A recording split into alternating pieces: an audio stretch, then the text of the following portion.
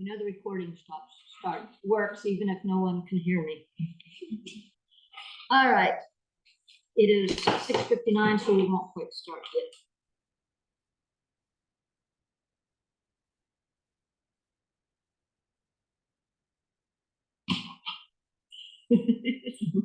My phone says. All right, I like my. All right, let's begin the select board meeting for September 25th, 2023. I'd like to start with the warrant items. Payroll number 30, I'd like to make a motion that we approve payroll for $1,886.97. Do I have a second? Second. All in favor? No. All right, I'd like to make a motion that we accept accounts payable number 31 for $20,716.23. Do I have a second? Second. All in favor? And just so you and the live audience know, it looks like the only one we have in this audience right now is Charlotte.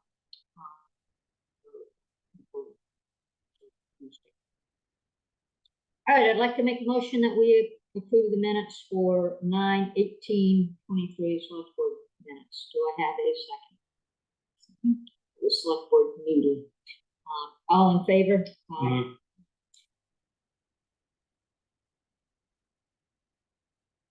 All right, I want to clarify something, and it's not an apology from me today. But we had talked last week about the decision on the DEP proposal for testing for residential wells that were connected to the Old Town dump. And I noticed in the newspaper that the amount was $50,145, because that was a ways off from what the actual cost is. I just wanted to clarify for anybody who was reading the paper that the actual proposed amount is $13,145. So if you've read the paper and you're shocked at the price, it is $13,000, and that is still supposed to be paid for by DEP, not by the town. All right. Any citizens' issues from those of you that are here? No. All right. I received a citizen issue today, and I'm going to read part of it. On 144 at night, a black pickup truck with its headlights off snuck up to within 2 feet of my rear bumper. The driver then snapped on their lights, revved their motors to make a wild pass.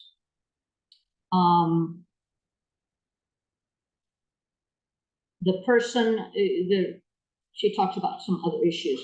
I didn't call the police to report it the next day. They said I didn't call the police to report it until the next day. They said I should have called in the moment. The following day, there was nothing they could do. I wish it would be made public that there is someone with road rage on our island, and that if someone else experiences similar threatening behavior, he should get to safety and call the police immediately to come investigate. Maybe enough of us call it in, we can stop this dangerous person. I know that somebody else has also mentioned sort of a road rage incident on the island. And I know for the past couple of weeks, we've been talking about issues with speeding, but this was a new one with somebody, looking like they were going to ram somebody. So the individual just wanted to bring it to the board and into the town because she learned a lesson that if something like that happens, police should be called immediately, not the next day or whenever when the police can't do anything about it. So Sorry to interrupt, but why is there a difference in time? No, that's a good question. You'd have to ask the police department. Yeah. Did she get a license plate? No, it was dark. Because that would be. That's the thing, is I don't think they fix something up. Right, That right. would be the thing. Yeah. If they're going off the island, you can catch them. Yes. Yeah, since there's only one way off and on. Yeah. So that was the only, citizens issue that, was brought to my attention. We have correspondence that'll come up shortly. Could I ask maybe? Yes. The fire chief is here, is here to talk about, maybe we could move that up on the agenda. Item number, 8, on distribution of capital reserve accounts for firefighting equipment. Yeah, would you like to talk about that?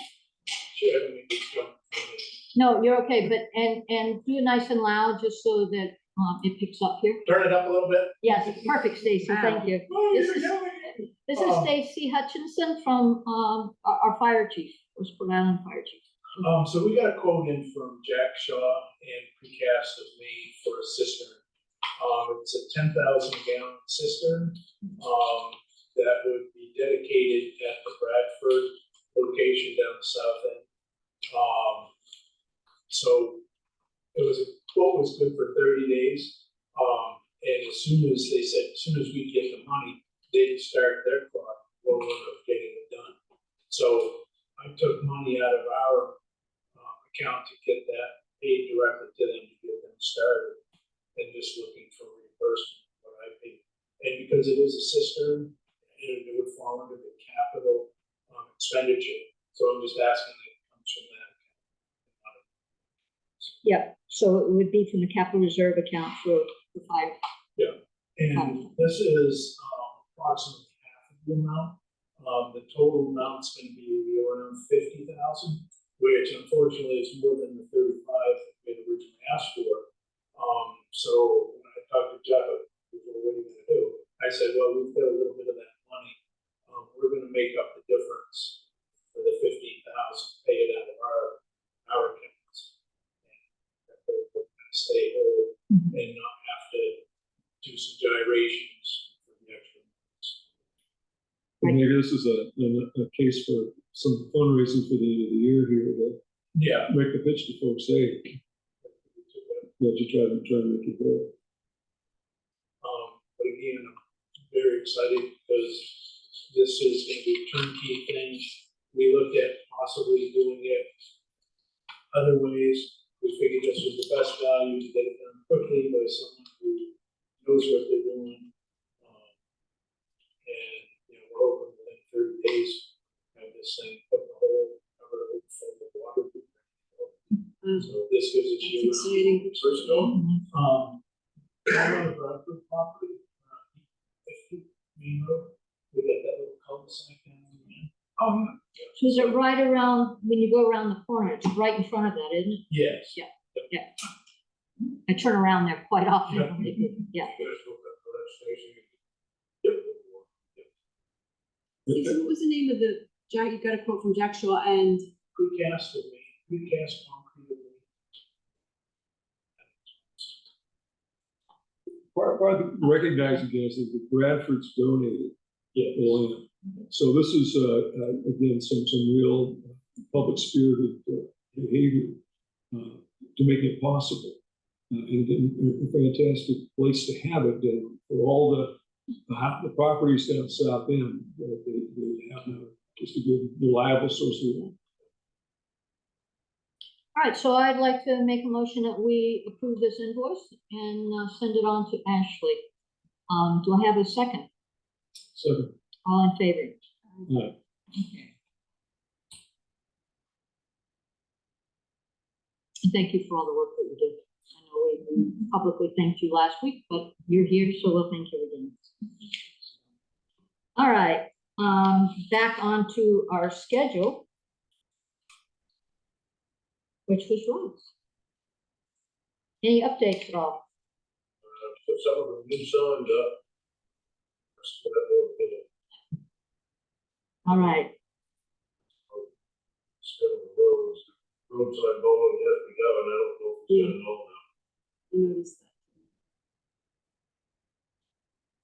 That's road orders for forward. it has calmed down a lot. The season's winding down.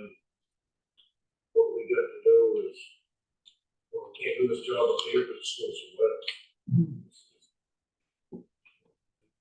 takes forever for everything to dry up this time of year. Yeah. Not enough sunlight. yeah, no heat. yeah, and it looks like the weekend is gonna bring more rain. Yeah, I do have to catch up with Ashley, which I tried to last week. With no success. See what the status of the salt is. I can tell you from today. So Ashley had been trying to go through the process of this new vendor, and she sent in the paperwork they asked for. She got them, she contacted them today, and they said, well, they're still in process. So I contacted the local roads office, Maine DOT, which are the ones who coordinate this bid, and they said, well, sorry, but each vendor has their own process. So they don't think they can intervene. So this is not good, but This Jenny and I have gotten in my range of this whole thing. Unhappiness. Is Harcross. I know somebody else has had problems with Ramona and didn't do the co-op agreement this year because they get it cheaper through New England Salt than they get it through the co-op. And not have to deal with Ramona.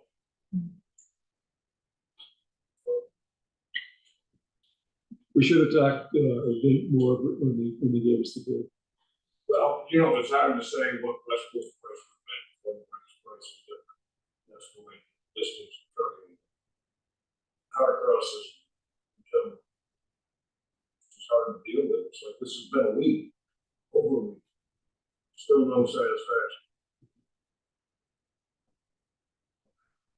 They only have, I talked to them Sunday.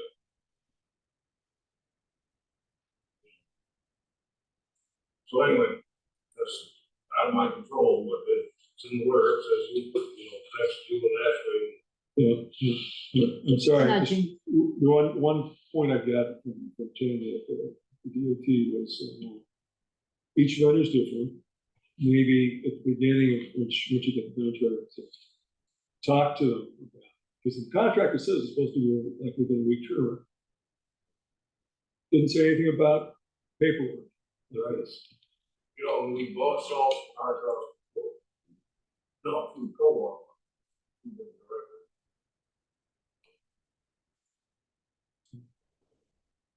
directly. All right, next agenda item is 2022 property tax penalty interest rate. Ashley discovered that in February of last year, the rate changed from 5.5% to 4% for those who had outstanding liens and who needed to pay money back. So she went through all the individuals who had liens and who had to pay interest and were overcharged 5.5% interest instead of 4% interest. After spending a lot of time and energy on it, she discovered that if she took care of all those individuals, the total amount that she would have to refund is $4.16 for all that work. She also discovered that a lot of the people, the refund was anywhere from 0 cents to maybe 1 or 2 cents. The most that we would have to refund somebody was 67 cents. So she talked to us about it, and I think we'd like to propose that rather than mail people 1 cent or even 67 cents, the cost of stamps would be more expensive than that, that we sort of bring closure to this. And unless somebody has a real issue, if somebody's had to pay interest and you have a real issue, you can come and we'll deal with you one-on-one. But I'd like to make a proposal that we bring closure to this and not ask Ashley to pay out all those pennies. Do I have a second? Second. Favor? And I just have to say that Ashley is just very, very diligent in finding things like this that are issues and then works through it, because it is an issue. We were charging the wrong interest rate. But then she went through each of those individuals and discovered that, $4 was the amount. But still, it was something that she had to go through once she found the mistake. So I'm sure Ashley will feel a lot better knowing that she doesn't have to send any checks. I don't know who to cash it, because what a waste for the town.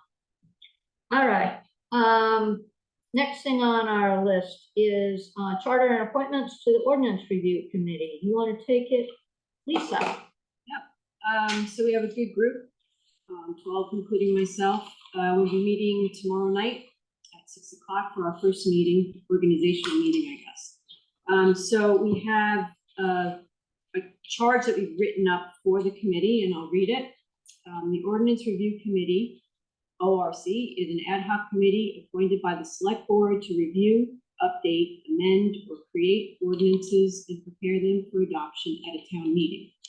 The committee will select its officers, schedule regular meetings, and post those meetings with the assistance of the town clerk in advance to encourage public participation. Meetings of the committee are considered working sessions open to the public. The work of the committee will be regularly reviewed with the Select Board and affect town committees and officials. The current ORC is asked to focus his work on the following priorities with the objective of having ordinance changes ready for adoption at the June 2024 town meeting. One is update our land use ordinances to reflect and align with the LD 2003 legislation. Two is create a junkyard ordinance. Three, review and update code enforcement, specifically in regard to the permitting process and associated fees. 4, business registrations and permitting. And 5, create a road ordinance with road maintenance guidelines. So that is the charge for the committee. I would like to make a motion that we appoint the following individuals to the committee. Bob Mooney, John Henderson, Ralph Jacobs, Davies Allen, Chris Malliott, Brent Rainey, Donna Gregory, Joe Dickatanen, Ron Studley, Gary Richardson, Jim Cromwell, and Adam Webb. We want a second. Aye. All in favor? Aye. Aye. And thank you, everybody, for volunteering. It's a pretty important committee. Not too much arm twisting? Not too much arm twisting? No, A few casts I've seen, but that's, yeah. some nagging maybe. So April will get forms for us to sign, and we'll do all the swearing in the next day or two. So welcome back, April. It was vacation. It was wonderful. Not long enough, right? Yeah, you know, it was a good room. It was a little homesick. Yeah. Yes. All right, next on our agenda is junkyard operating without a permit. We've had several issues, several conversations about this over a couple of years at least. And so we'd like to propose that we contact the individual and suggest that they seek a permit. Because you cannot have a junkyard without having a permit.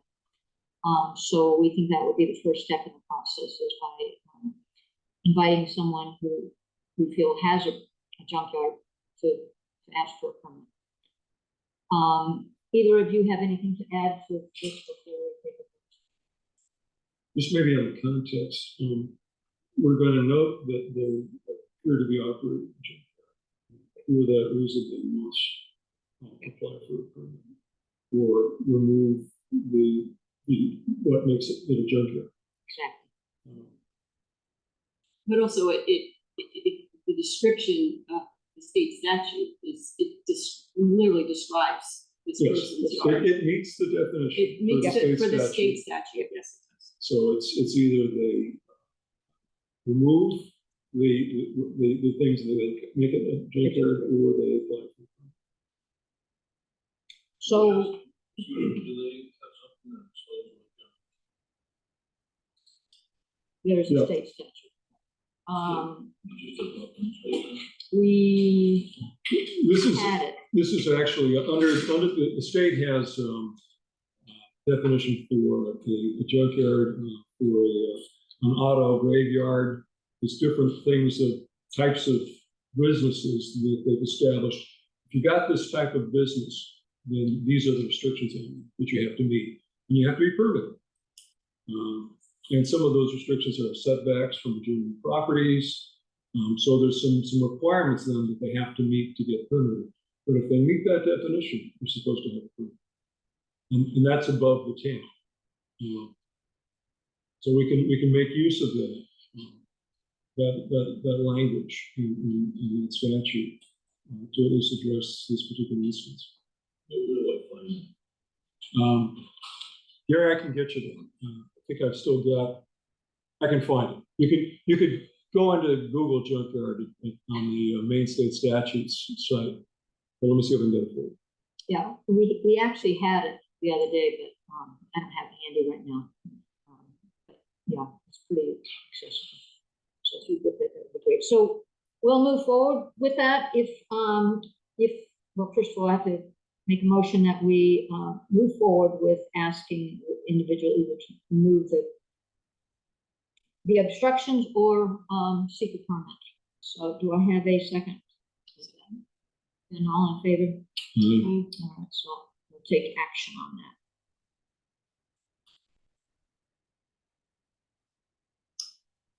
It's Title 30A, Section 37. I'll use that. And so forth.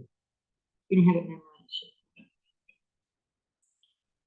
All right, next on the agenda is correspondence, and I had one piece of correspondence. Well, actually, there's two pieces. One came in the mail just today. But this first one I want to share. I was hoping that the individual would be on Zoom to talk with us, but I have an individual who her father has owned land on Westport forever. He's an environmentalist, and he's not going to be with us for very much longer, and she's been trying to figure out what to do with his property. And she has been talking to him. They've actually talked to Cal to see about the possibility of turning land over to them. It's pretty much just land, just really lovely land. It has a meadow pond, and she decided against working with Cal because she didn't want trails. She just wanted, as God created it. Those were her words.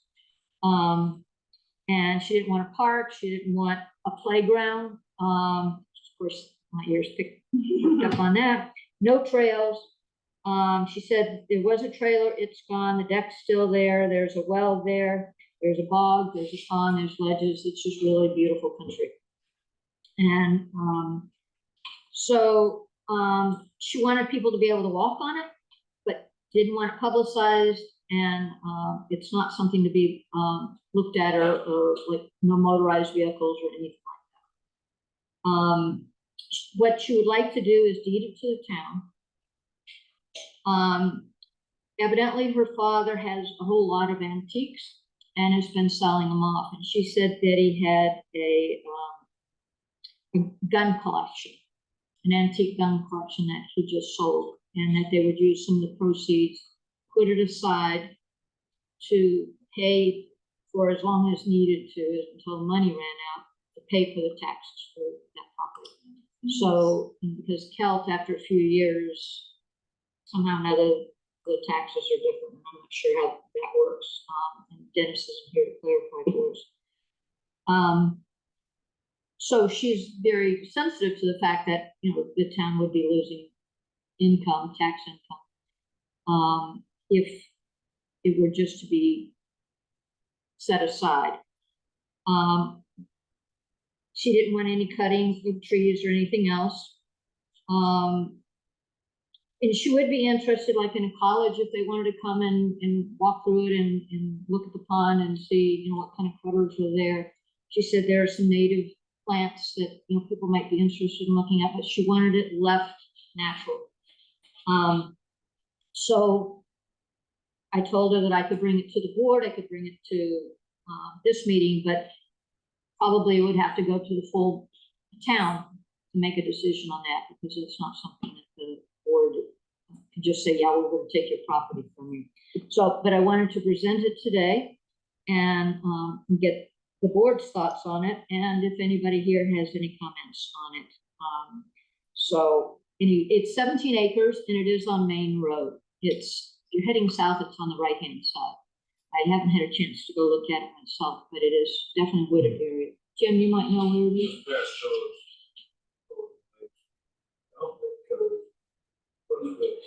It's across from you, Gary.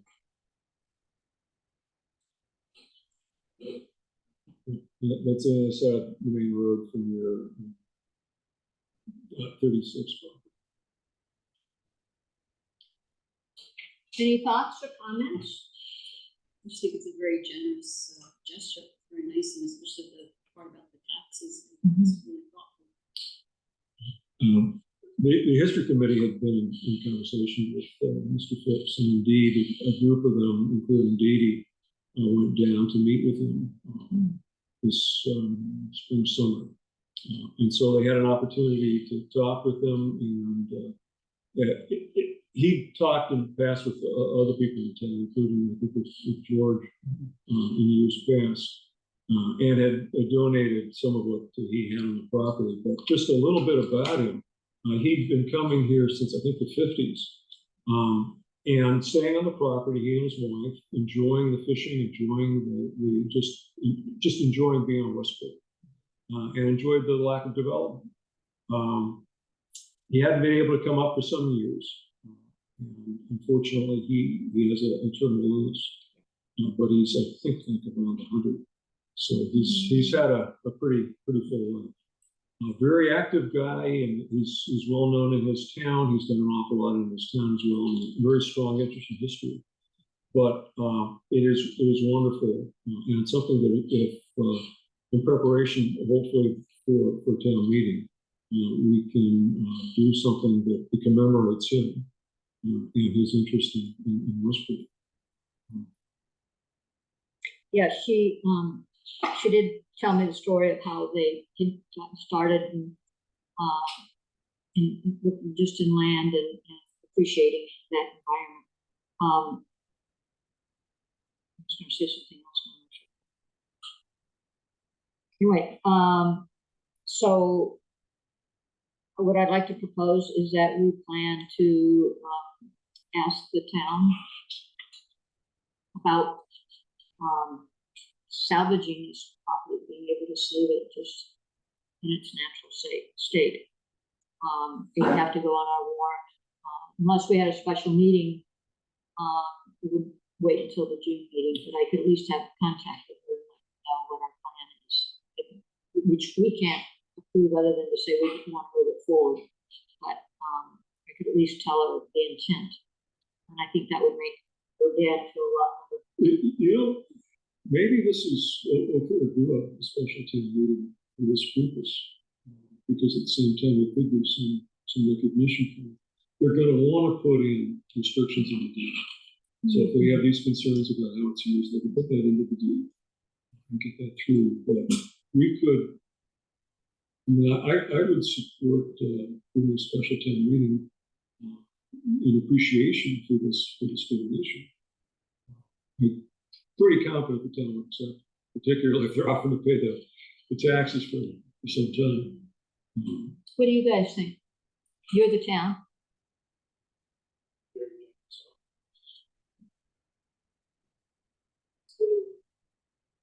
Say disappointing, but it'd be nice if we still have some trails or something, because they're saying it's usable, but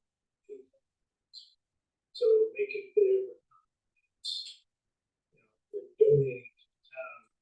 Nice, say, hey, we create a reserve, which we really kind of regulate what it's used. So people go down and just trips just to keep people on certain trails and say, hey, that way we're not.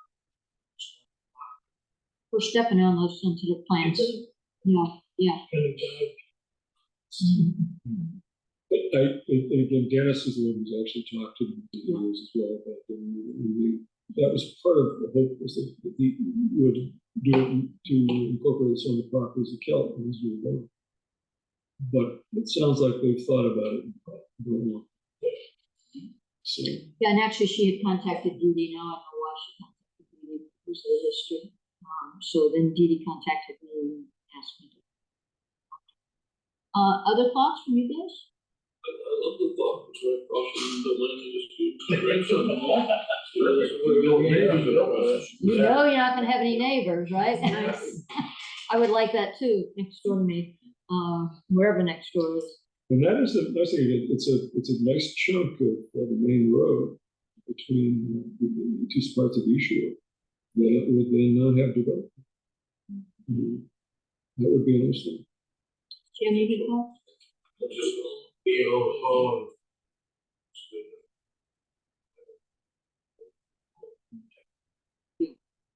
But she definitely was interested in having like Colby College or some other college if they wanted to come and look at the pond and see. So it's not that she minds, but you're right, it would make sense if we had a little trail so that we're not stepping on places where there are some. Driveway there.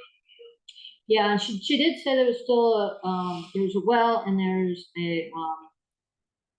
there had been a deck, so, and a trailer had been there, so there's some things there.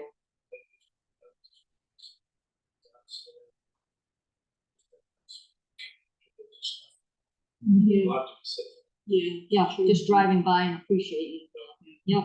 Does the citrus property?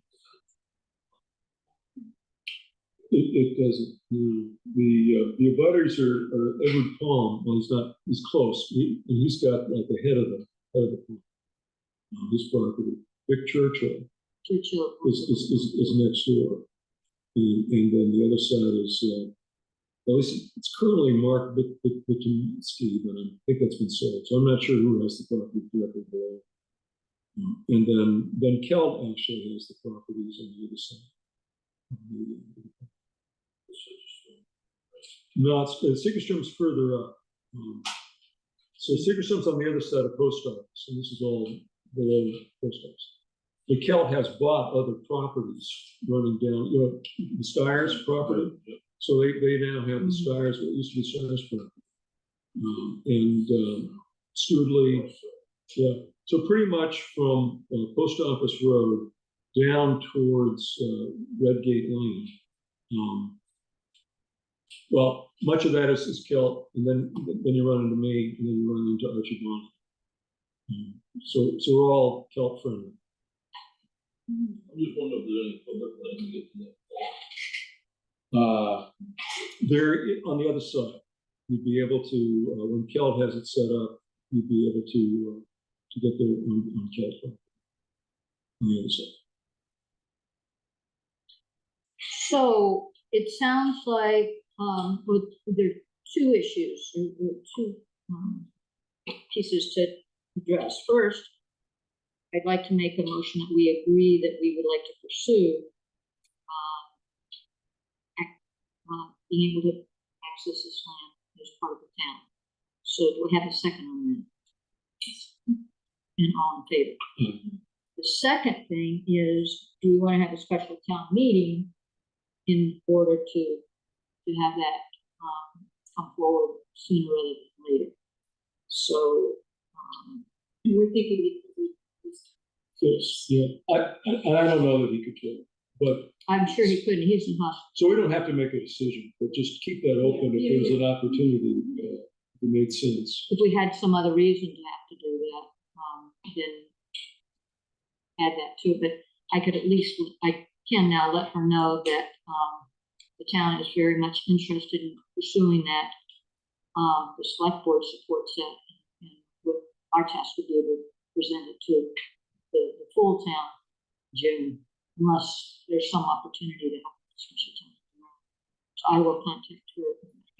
She should be grateful for that, because she was pretty determined. She kept saying, wanted to leave it as God created it. And she used that term quite often.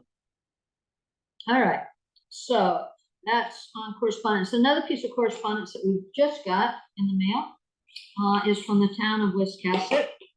and it is for the transfer station contract. Which we have to sign if we agreed to, and we checked, and it is the same amount as what we already had approved at the town meeting, and that was for, 1,800, wait a minute, yes, there's a period right there. Yeah, I know. Let's put a comma here. $108,659.77. And that we would then make quarterly payments of $27,164.90. Something we already approved from the town. Their actual full budget is $781,725. So we're just paying underneath of that. So I just want to share that with you. Just not, it's the period. It's- Yeah, from July 2023. It's aligned with our fiscal year. Exactly, yep. And actually, what was also interesting about this is, it's based on a population. And there are only 3 towns that use that, or have access to it, pay into that, and that is the town of Alna, which has a population of 710 people. Westport, which has a population of 719 people, and then Wiscasset, which has a population of 3,742. So, Alna pays 13.7%, we pay 13.9%, and then Wiscasset, it's the big bill, which is 72.4%. This doesn't need an approval or anything else. We've already approved it as a town, but I will sign it, and then it can go to, on to Ashley to start payments on that. All right, so admin items. One thing we didn't do last week, but we'll do today, is to appoint me, if approved, to the Mid-Coast Municipal Association. We talked last week about approving, it's a cost of $25 a year to join. Did you steal it from me? No, you sure? Where did I put it? Well, I was gonna have you sign it. We can do that. We can do that at a later date. So let's just, make a motion that, well, probably I shouldn't make the motion since it's me. Would somebody else like to I'll make a move that motion? we appoint Donna Curry as the Westport Island representative to Mid-Coast Municipal Association. I'll second that. In favor? Aye. Aye. All right, I'll abstain. Hey Jeff, did you, I need you to read something. We did a point back in June, we did the big huge packet of appointments. That's one of the ones we went over and you was, yeah, like so many. So you technically are, I need you to resign in writing. Okay, So I can I'll put it- resign in writing. Just email me. All right, and the other admin item that I have is, we just got, a letter of resignation from the Board of Appeals, effective immediately. This is by Jeff Extra. Jeff, we're sorry to see you go. So I'd like to make a motion to accept Jeff's resignation. All in favor? Aye. Aye. Yes, very well. All right. April, did you have any admin items? Oh, gosh. No, I haven't really thought about this in time. You haven't worried about it. Good for you. 7:05, so. Jeff and Lisa, do either of you have admin items? All right, and then on to other legal business. I just want to say last week, I think, those of you that were here, we had the discussion about the Longobardi issue, and we had talked about $2,500 fine. We did receive a consent agreement from Peter Drum, the lawyer, and the 3 of us agree that we don't like the consent agreement. We don't like some of the things that are stated in there. we don't believe they're quite as factual as we'd like for them to be. So we're gonna go back to the table and work on the consent agreement that we all agree with. Lisa or Jeff, anything to add? Nope. Okay. Any other business? No? All right, then I'd like to make a motion that we adjourn. Do I have a second? So All in favor? Thank you.